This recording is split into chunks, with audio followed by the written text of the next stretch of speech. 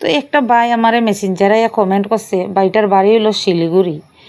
বাইটা মানে কমেন্টে লেখছে যে দিদি ভাই আমি 4 বছর হয়েছে একটা মেয়ের খুব ভালো পাই, কিন্তু আজকে 2 মাস হয়েছে আমারে মানুষটা খুব ইগনোর করে।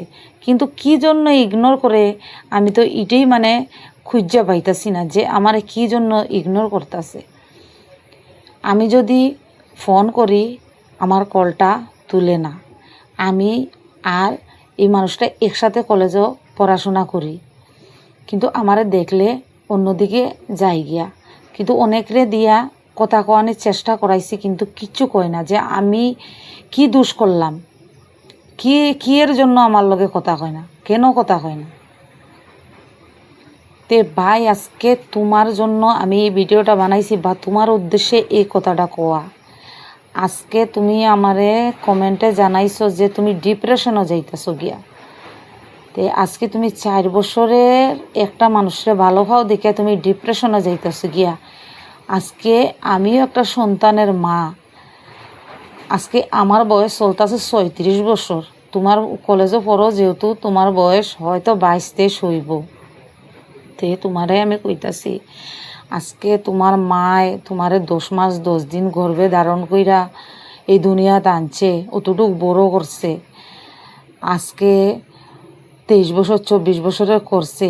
আজকে তারার কি কষ্ট হইতো না তোমার যদি কিচ্ছু হয়? তুমি যে কইতাছো তুমি ডিপ্রেশনে যাইতাছো গিয়া 4 বছরের প্রেমের লিগা, এটা কইরো না। কিচ্ছু উল্টাপাল্টা এমন কিছু কইরো না যাতে মা বাবার মনে আঘাত লাগে, এরকম কিছু কইরো না। কারণ এই মানুষটা যদি তোমার জীবনে থাকার হইতো তে তোমারে সাইরা গেল না নে, আর তোমারে ইগনোর করলো না নে।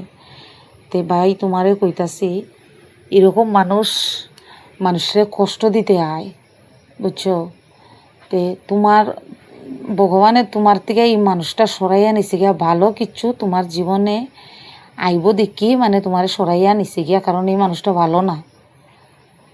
এই জন্য তোমার ভালো কিছু দেওয়ার লেগেই এই মানুষটা তোমার জীবনে রাখছে না। ভগবানে কইছে, গীতার মধ্যে লেখা আছে যে আমি তোমার জীবন থেকে কিছু কিছু মানুষ সরাই দিই যেটি তোমার লেগে শুভ না বা ভালো না। এই জন্য কিছু কিছু মানুষ তোমার জীবন থেকে সরাই দিই, কিন্তু এটার লেগে তুমি আফসোস করিও না আর কষ্ট পাইও না। এর থেকে বেটার কিছু তোমার লেগে অপেক্ষা করতেছে।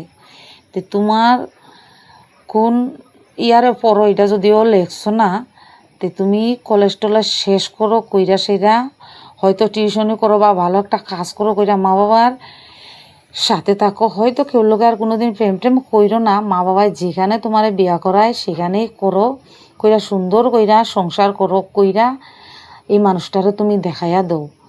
এই মানুষটা আজকে যদি তুমি একটা কোনো দুর্ঘটনা ঘটাই দাও তোমার মা বাবাই কষ্ট হইব। আর এই মানুষটা কিন্তু ঠিকই অন্যের ঘরে যাইব, ওখান ভালো থাকবো না খারাপ থাকবো। কারণ যে খারাপ করে হের লগে কোনোদিনও ভালো হয় না, এক না একদিন এই মানুষটার সাথেও খারাপ হয়। এটা ভগবানে কইছে যে যেরকম কর্ম করবা এরকমই ফল পাইবাই। তো তুমি মা বাবার দিকে চাইয়া এমন কিচ্ছু কইরো না, তারা জীবনে বহুত বড় আঘাত পাইব, এরকম কিছু কইরো না ভাই। তুমি ভালো কইরা থাকো, মা বাবার সন্তান তুমি, আর মা বাবার কাছে তুমি রত্ন। কারণ ফুলাবান যতই মানে সন্তান মানে যতই খারাপ হোক এরপরও মা বাবার কাছে ভালো, কিন্তু তুমি তো ভালো একটা ছেলে, তুমি তো আর খারাপ ছেলে না।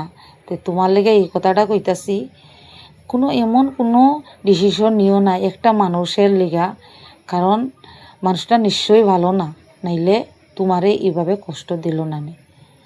তো তোমার উদ্দেশ্যে আজকে এই কথাটা কইছি আর তোমার উদ্দেশ্যে ভিডিওটা বানাইছি। ভাই তুমি ভালো থাকো, আবার দিদি ভাইরে আইয়া তুমি আবার কমেন্ট কইরো, আমি তোমার কমেন্টের উত্তর দিব।